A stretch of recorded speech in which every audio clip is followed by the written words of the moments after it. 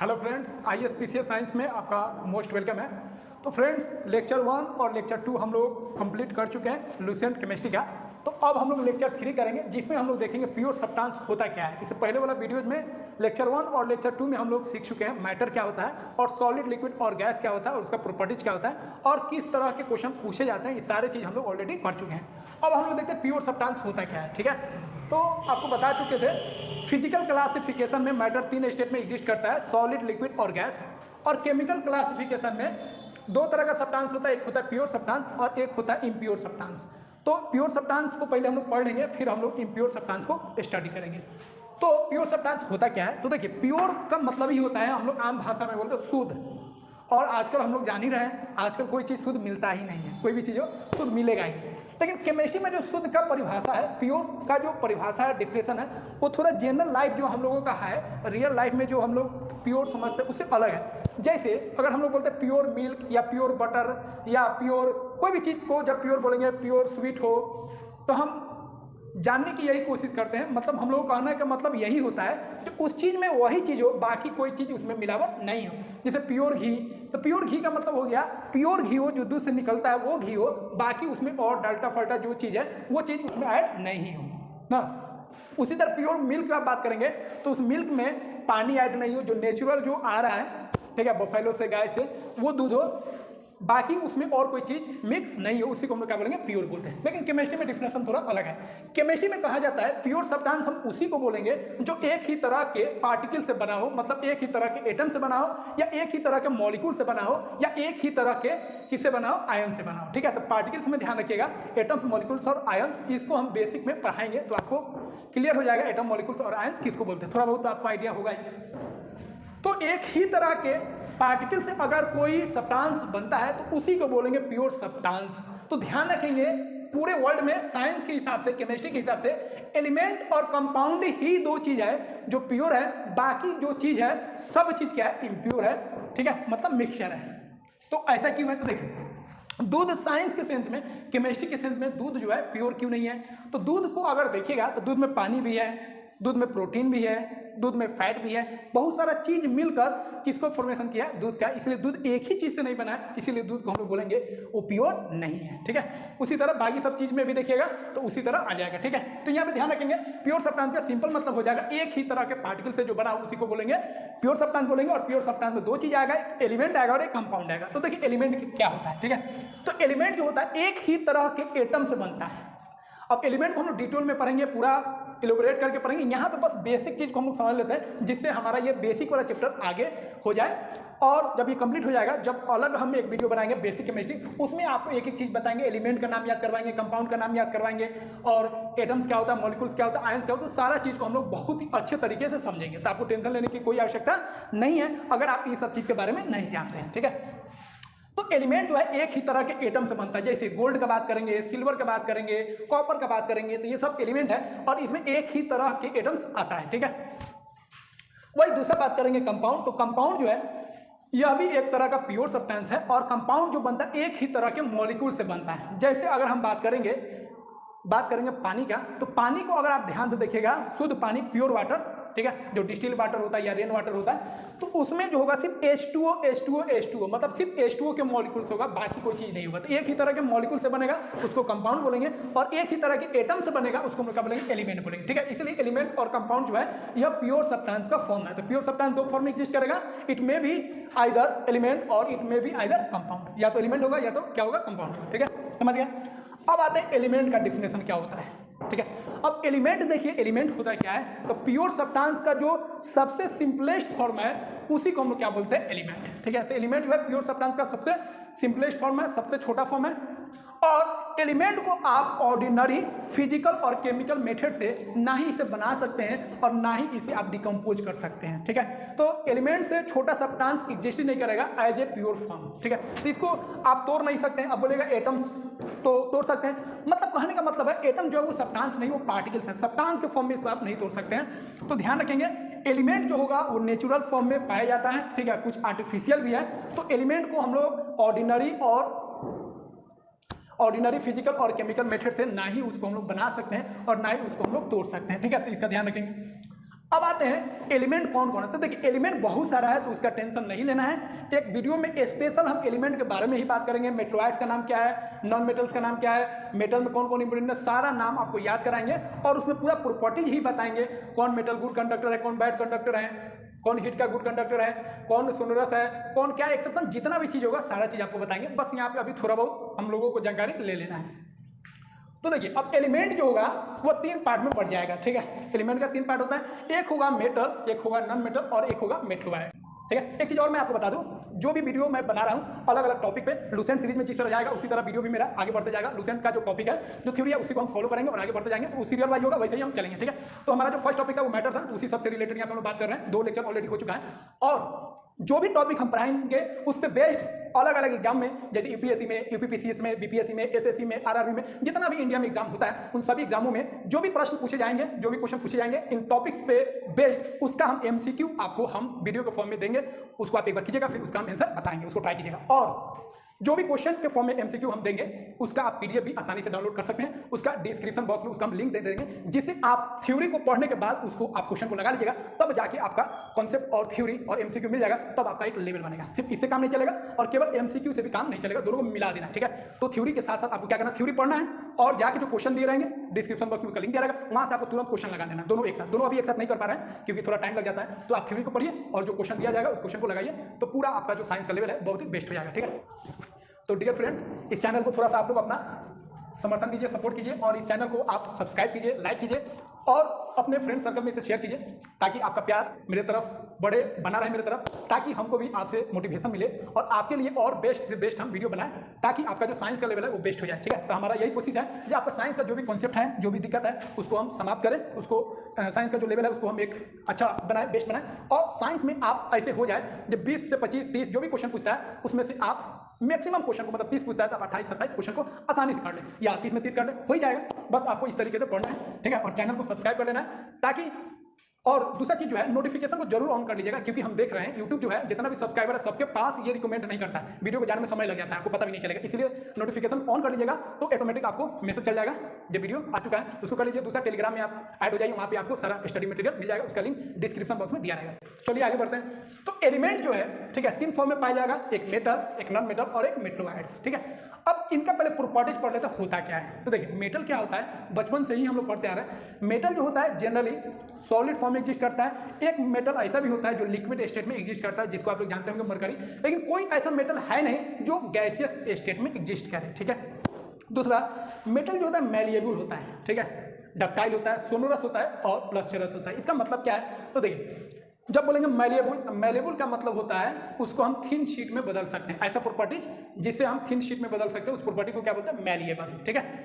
मतलब उसको पीट के हम लोग पतला पतला शीट में बदल सकते हैं। दूसरा है डक्टिलिटी, मतलब डक्टाइल। तो मेटल जो होता है डक्टाइल होता है, डक्टाइल मतलब उसको वायर में बदल सकते हैं, पतला से पतला वायर में आप बदल सकते हैं। और आप जानते होंगे 10th में पढ़े होंगे, जो 1 ग्राम अगर आप, ठीक है, गोल्ड लेते हैं तो उसका आप 2 किलोमीटर लंबा तार बना सकते हैं। समझ जाइए कितना डक्टाइल होता है। तीसरा लस्टरस, लस्टरस मतलब होता है उसमें चमक, और सोनोरस, सोनोरस मतलब होता है साउंड प्रोड्यूस करना। तो मेटल हार्ड होता है, टकराएगा तो साउंड प्रोड्यूस करेगा, और मेटल में चमक होता है, जानते ही हैं। तो ये 4 प्रॉपर्टी ध्यान रखना है। उसके बाद मेटल जो होते हैं जनरली कुछ को छोड़कर वो गुड कंडक्टर ऑफ हीट होता है और उनके अंदर गुड कंडक्टर ऑफ इलेक्ट्रिसिटी। तो वो हीट और इलेक्ट्रिसिटी के गुड कंडक्टर होते हैं कौन, मेटल्स। कुछ एक्सेप्शन को छोड़कर ध्यान रखेंगे, हर एक जगह आपको एक्सेप्शन मिलेगा और केमिस्ट्री में बहुत अधिक आपको एक्सेप्शन मिलेगा, ठीक है। तो एक्सेप्शन का ध्यान रखेंगे, और एक्सेप्शन हर एक चीज में है, ठीक है। जब ह्यूमन बींग्स में है, एनिमल्स में है, प्लांट्स में, हर एक जगह आपको एक्सेप्शन मिलेगा। उसी तरह केमिस्ट्री में भी बहुत जगह आपको एक्सेप्शन मिलेगा। एक्सेप्शन का भी एक रीजन होता है, ठीक है, उसको भी हम लोग कभी कभी डिस्कस कर लेंगे, ध्यान जाए एक्सेप्शन आएगा। अब देखिए मेटल्स का हार्ड होता है, और जो भी चीज हार्ड होता है उसका निश्चित है उसका मेल्टिंग पॉइंट और बॉइलिंग पॉइंट क्या होगा, हाई होगा। मेल्टिंग पॉइंट, बॉइलिंग पॉइंट क्या होता है ऑलरेडी हम लोग डिस्कस कर चुके हैं, ठीक है। उसके बाद मेटल जो होगा रूम टेम्परेचर पे अगर हम बात करेंगे तो वो सॉलिड स्टेट में ही एग्जिस्ट करेगा, एक्सेप्ट किसको, मरकरी। मरकरी जो है लिक्विड स्टेट में एग्जिस्ट करेगा, और कोई भी ऐसा नहीं है मेटल जो गैसियस स्टेट में एग्जिस्ट करे रूम टेम्परेचर। ये नहीं जो गैसियस स्टेट में नहीं, सोडियम को हम लोग गैस में बदल सकते हैं, किसी भी एलिमेंट को जो मेटल है उसको हम लोग गैस में बदल सकते हैं, लिक्विड में बदल सकते हैं, लेकिन रूम टेम्परेचर पे कोई भी गैसियस स्टेट में एग्जिस्ट नहीं करेगा, आइदर सॉलिड और may be in liquid state. वही नॉन मेटल का बात करेंगे तो नॉन मेटल जो है जनरली मैलेबल नहीं होता है, डक्टाइल नहीं होता, सोनोरस नहीं होता, लस्टरस नहीं होता है, लेकिन कुछ एक्सेप्शन मिल जाएगा, जैसे आयोडीन जो है, आयोडीन में लस्टर होता है, ठीक है। नॉन मेटल क्या होता है? नॉन मेटल जो होता है इलेक्ट्रिसिटी और हीट का बैड कंडक्टर होता है, कुछ एक्सेप्शन को छोड़कर। जैसे अगर ग्रेफाइट की बात करेंगे तो ग्रेफाइट नॉन मेटल होता है, कार्बन का एलोट्रोप होता है, लेकिन यह क्या होता है? यह गुड कंडक्टर ऑफ इलेक्ट्रिसिटी होता है। ठीक है, दूसरा ध्यान रखेंगे, अगर हम लोग बात करेंगे नॉन मेटल किस फॉर्म में एग्जिस्ट करता है रूम टेम्परेचर पर, तो रूम टेम्परेचर पर जो नॉन मेटल है वो या तो सॉलिड फॉर्म में होगा, लिक्विड फॉर्म में भी हो सकता है कुछ, और कुछ गैसियस फॉर्म में भी हो सकता है। सबसे अधिक जो है गैसियस फॉर्म में एग्जिस्ट करता है।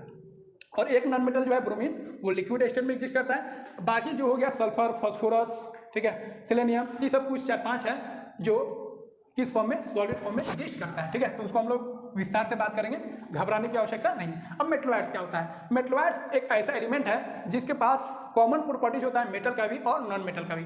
मेटल और नॉन मेटल दोनों का प्रॉपर्टीज रखता है, मतलब कुछ हार्ड होगा, कुछ सॉफ्ट होगा, कुछ बैड कंडक्टर होगा, कुछ गुड कंडक्टर होगा, मतलब उसके बीच का रहेगा, बैड और गुड कंडक्टर के बीच का रहता है कौन? मेटलॉइड्स। मेटलॉइड्स को ही हम लोग क्या बोलते हैं? Semi conductor. ठीक है, तो इसके पास कॉमन प्रॉपर्टीज हो गया।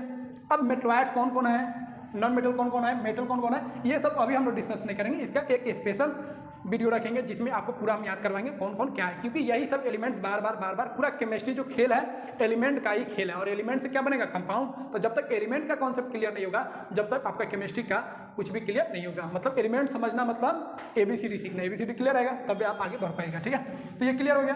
अब कुछ और भी चीज़ ध्यान रख सकते हैं, जैसे अभी तक एलिमेंट में कितना खोजा गया? 118। ठीक है, और इतना पढ़ने के बाद लगता है कि आप भी 119वां एलिमेंट आप ही खोज सकते हैं। ठीक है, तो 118 एलिमेंट्स खोजा जा चुका है और 119वां का तैयारी चल रहा है। ठीक है, और आप भी लग जाइए, अगर समय मिले तो अगर खोज दीजिएगा तो कमाल हो जाएगा, 119वां एलिमेंट आ जाएगा। तो इसमें मेटल कितना है? मेटल 93 है और नॉन मेटल 17 है और मेटलॉइड्स क्या है? 8 है। बहुत बुक में अलग अलग लिखता है, 1-2 प्लस माइनस हो सकता है, लेकिन ये जो डाटा है ये सही है। ठीक है, तो ये चीज़ हो गया। अब इसको आप कॉपी कीजिए या मतलब स्क्रीनशॉट ले लीजिए, फिर हम लोग आगे बढ़ते हैं। कहाँ नीचे तुम चला रहा था? फ्रेंड्स, अब हम लोग समझते हैं मिक्सचर क्या होता है। ठीक है, तो प्योर सब्सटेंस हो गया, इम्प्योर सब्सटेंस को ही हम लोग क्या बोलते हैं? मिक्सचर। मिक्सचर होता क्या है? तो मिक्सचर का सिंपल मतलब है कोई भी 2 सब्सटेंस या 2 से अधिक सब्सटेंस को मिक्स कर दीजिए, उसी को क्या बोलेंगे? मिक्सचर। तो मिक्सचर में जो 2 सब्सटेंस मिक्स कर रहे हैं या 2 से अधिक सब्सटेंस को मिक्स कर रहे हैं, उसका रेशियो फिक्स नहीं होता है। जैसे मान लीजिए चीनी और पानी मिलाना है, तो कितना चीनी लेना है, कितना पानी लेना है, उसका कोई अमाउंट फिक्स नहीं है। जितना चीनी ले लीजिए, जितना पानी ले लीजिए, मिला दीजिए, वो मिक्सचर हो गया। ठीक है, या बालू मिट्टी को मिलाना है या कोई भी चीज़ को आपको मिलाना है, उसमें रेशियो फिक्स नहीं है कि आपको इतना ही लेना है, जितना मन करे उतना लीजिए और मिला दीजिए, उसी को क्या बोलेंगे? मिक्सचर बोलेंगे। तो मिक्सचर में ध्यान रखेंगे जो सब्सटेंस को आप मिक्स कर रहे हैं उसका रेशियो फिक्स नहीं होता है। और यहाँ पे जो भी हम लोग मिक्सचर की बात करेंगे 2 ही सब्सटेंस के लिए बात करेंगे। ठीक है, तो इसका आप खास ख्याल रखेंगे। तो मिक्सचर हो गया क्लियर। मिक्सचर क्या होता है? इम्प्योर सब्सटेंस होता है। ठीक है, इसमें 2 और 2 से अधिक प्योर सब्सटेंस को मिलाते हैं, उसी को क्या बोलते हैं? मिक्सचर बोलते हैं। ठीक है, अब देखिए मिक्सचर में 2 तरह का मिक्सचर होता है, एक होमोजीनियस मिक्सचर और एक हेट्रोजीनियस मिक्सचर। होमोजीनियस मिक्सचर क्या होता है? तो ऐसा मिक्सचर जिसका कॉम्पोजिशन जो है पूरे मिक्सचर में एक समान हो, यूनिफॉर्म हो। इसका मतलब क्या है? जैसे चीनी और पानी को मिक्स कर देते हैं तो ये मिक्सचर हो गया। अब चीनी और पानी को जब मिक्स कीजिएगा तो चीनी पूरा पानी में घुल जाएगा और चीनी और पानी का जो मिलावट है हर एक जगह क्या होगा? सेम होगा। नीचे बॉटम में हो, टॉप में हो या मिडिल में, सब जगह आपको सेम अमाउंट मिलेगा चीनी और पानी का, काहे कि वो घुल चुका है। ठीक है, तो ध्यान रखेंगे होमोजीनियस मिक्सचर में जो कॉम्पोजिशन होता है वो क्या होता है? एक समान होता है, यूनिफॉर्म होता है। यूनिफॉर्म मतलब एक लेवल वाइज। वही अगर हेट्रोजीनियस मिक्सचर का बात करेंगे तो हेट्रोजीनियस मिक्सचर में आप देखिएगा यूनिफॉर्म कंपोजिशन नहीं होता है। मिट्टी को अगर आप घोलिएगा पानी में तो होगा क्या? आप खूब घोलिएगा, खूब स्टीरिंग कीजिएगा तो आप कुछ देर में देखिएगा जी ऊपर मिट्टी जो है वो अधिक घुला है, बीच में कम घुला है और नीचे जो है मिट्टी और कम घुला है। और कुछ देर बाद क्या आपको दिखेगा? जब मिट्टी धीरे धीरे धीरे धीरे सेटल कर गया, मतलब कुछ देर तक लगेगा आपको घुला हुआ है, लेकिन एक्चुअल वो घुला नहीं रहता है और ऊपर लगेगा अधिक घुला है, नीचे कम और नीचे और कम घुला रहता है। ठीक है, तो वहाँ पे यूनिफॉर्म कंपोजिशन नहीं रहता है। मिट्टी और पानी के अमाउंट ऊपर कुछ और है, बीच में कुछ और है और नीचे कुछ और होता है। तो उसी को हम लोग बोलते हैं नॉन यूनिफॉर्म कंपोजिशन होता है किसमें? हेट्रोजीनियस मिक्सचर में। अब एक और चीज का ध्यान रख सकते हैं, होमोजेनियस मिक्सचर में जो होता है जो भी कंपोनेंट मतलब जिससे आप होमोजेनियस मिक्सचर बना रहे हैं उन दोनों के बीच में कोई बाउंड्री नहीं रहता है, क्योंकि होमोजेनियस मिक्सचर का मतलब ही होता है जो भी कंपोनेंट्स है, जो भी सब्सटेंस है वो एक दूसरे में घुल मिल गया। तो घुल मिल जब जाएगा तो कोई भी बाउंड्री नहीं रहेगा। ठीक है, बात समझे?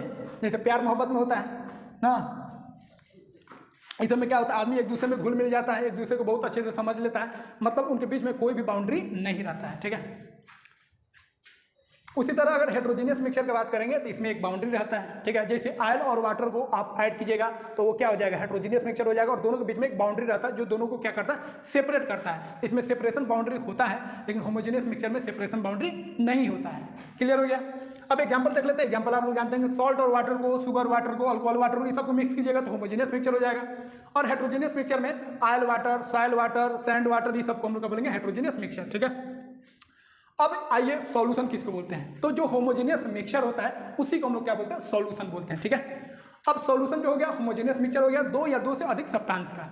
अब आपको एक चीज ध्यान रखना है, यहाँ पे अब जो हम लोग पढ़ेंगे, मतलब जो हम लोग बेसिक जानेंगे वो दो ही के लिए जानेंगे, ठीक है। मतलब ऐसा सॉल्यूशन जो दो ही सब्सटेंस से बना है। तो दो सब्सटेंस से जो सॉल्यूशन बनता है उसको हम लोग बोलते हैं बाइनरी सॉल्यूशन। बाइनरी मतलब क्या होता है, टू। बाइनरी सॉल्यूशन मतलब इसमें कितना कंपोनेंट होगा, दो कंपोनेंट होगा, मतलब दो सब्सटेंस से ये मिलकर बनेगा। कंपोनेंट क्या होता है, तो जो सॉल्यूशन है या जो मिक्सचर है जिस सब्सटेंस से बनता है उसी को क्या बोलते हैं, कंपोनेंट, ठीक है। जैसे यहाँ पे कंपोनेंट कौन हो गया, सॉल्ट और वाटर जो है कंपोनेंट है किसका, सॉल्ट सॉल्यूशन का, ठीक है। तो जनरली हम लोग सॉल्वेंट और सॉल्यूट को हम लोग देख लेते हैं क्या होता है। तो देखिए सॉल्यूट और सॉल्वेंट मिलाकर ही क्या बनता है, सॉल्यूशन। सॉल्यूशन के दो कंपोनेंट हो गए, कौन सॉल्यूशन के लिए, बाइनरी। तीन कंपोनेंट होगा तो टर्नरी बोलेंगे। जैसे मान लीजिए आपको क्या बनाना है, शरबत बनाना है। शरबत में क्या लगेगा, चीनी लगेगा, और क्या लगेगा, मतलब शुगर लगा, और क्या लगा, वाटर, और उसमें आप क्या कीजिएगा, लेमन को डाल दीजिएगा। तो तीन कंपोनेंट, तो उसको बोलेंगे टर्नरी सॉल्यूशन। हो सकता है आप रंगीन मिजाज के हैं, आप चाहते हैं रसना भी डाल दें तो रसना डालिएगा, मतलब कोई कलर उसमें अगर डालते हैं तो चार चीज़ हो गया, नींबू भी है, ठीक है, और उसमें वाटर भी है, और उसमें शुगर भी है, और आप एक नया चीज़ को ऐड कर दिए कलर के लिए या टेस्ट के लिए, रसना डाल दिए, तो चार कंपोनेंट हो गए, तो उसको बोलेंगे क्वाटनरी। तो वो सब चीज़ आपको ध्यान नहीं रखना है, बस बाइनरी सॉल्यूशन को ही ध्यान रखना है, दो कंपोनेंट होता है। तो बाइनरी सॉल्यूशन में एक होता है सॉल्यूट, एक होता है सॉल्वेंट, ठीक है। तो सॉल्यूट और सॉल्वेंट जब घुलेगा तो क्या बनाएगा, सॉल्यूशन बनाएगा। सॉल्यूट क्या है, तो देखिए सॉल्यूट का काम होता है, यह ऐसा सब्सटेंस होता है, ऐसा कंपोनेंट होता है जो घुलने का काम करता है, ये घुल जाएगा, ठीक है। सॉल्यूट किस में घुलेगा, सॉल्वेंट में, तो डिजॉल्व इन सॉल्वेंट, ठीक है। सॉल्वेंट में क्या होगा, घुलेगा। वही अगर बात करेंगे सॉल्वेंट, सॉल्वेंट का काम होता है घोलना। यह क्या करेगा, सॉल्यूट को अपने अंदर घोलेगा। तो सॉल्यूट का काम है घुलना, ठीक है। तो सॉल्यूट को बोलेंगे घुलना, और सॉल्वेंट को बोलेंगे ऐसा सब्सटेंस जो घुलना है। तो घुलना सॉल्यूट और घोलना सॉल्वेंट, क्लियर है। अब सॉल्यूट जो होगा जनरली कम अमाउंट में रहता है, और सॉल्वेंट जो है ज़्यादा अमाउंट में रहता है। तो आप सॉल्यूशन में देखिएगा जो ज़्यादा अमाउंट में रहेगा उसको सॉल्वेंट बोलेंगे, और कुछ को देखिएगा जो कम अमाउंट में है उसको हम लोग क्या बोलेंगे, सॉल्यूट बोलेंगे, ठीक है। लेकिन हर एक केस में ये सही नहीं। जैसे एग्जाम्पल हम लोग ले लेते हैं, अल्कोहल और वाटर को देखिए, ठीक है। उससे पहले एक चीज को और समझ लीजिए, देखिए उसके बाद सॉल्यूट, सॉल्वेंट और सॉल्यूशन में ध्यान रखेंगे। सॉल्यूट का जो स्टेट है, सॉल्यूट जो आप ले रहे हैं वो सॉलिड भी हो सकता है, लिक्विड भी हो सकता है, और गैस भी हो सकता है, ठीक है। उसी तरह सॉल्वेंट भी सॉलिड हो सकता है, लिक्विड हो सकता है, गैस हो सकता है। मतलब आगे आपको बताएंगे अगले वीडियो में, जो सॉल्यूट सॉलिड भी घुल सकता है, सॉलिड लिक्विड भी घुल सकता है, मतलब सॉल्यूशन बना सकता है, गैस गैस भी बना सकता है, गैस लिक्विड भी बना सकता है। तो वो सब हम लोग डिस्कस कर लेंगे, बेसिक है, ताकि और क्लियर हो जाए, ठीक है। उसी तरह सॉल्यूट और सॉल्वेंट मिलाकर जो सॉल्यूशन बना है उसका भी तो स्टेट होगा। तो सॉल्यूशन सॉलिड भी हो सकता है, लिक्विड स्टेट में भी हो सकता है, और गैसियस स्टेट में भी हो सकता है, ठीक है। तो ध्यान रखेंगे सॉल्यूट, सॉल्वेंट और सॉल्यूशन का तीनों स्टेट में से कोई एक स्टेट हो सकता है। उसके बाद ध्यान रखेंगे सॉल्यूशन का जो स्टेट होगा वही होगा जो सॉल्वेंट का स्टेट होगा। मतलब सॉल्वेंट अगर लिक्विड स्टेट में है तो सॉल्यूशन भी लिक्विड स्टेट में ही बनेगा। सॉल्वेंट अगर गैसियस स्टेट में है तो सॉल्यूशन भी गैसियस स्टेट में होगा, और सॉल्वेंट अगर लिक्विड स्टेट में है इसका मतलब सॉल्यूशन भी किस स्टेट में होगा, लिक्विड स्टेट में। मतलब सॉल्वेंट का जो फिजिकल स्टेट होगा वही तय करेगा सॉल्यूशन का फिजिकल स्टेट, ठीक है। जैसे एग्जांपल देखिए, अल्कोहल और वाटर को देखिए, अल्कोहल भी लिक्विड स्टेट में है और वाटर भी लिक्विड स्टेट में है। तो यहाँ पे जो सॉल्यूशन बनेगा देखिए, तो अल्कोहल ले लिए 40 ml और वाटर ले लिए 30 ml, ठीक है।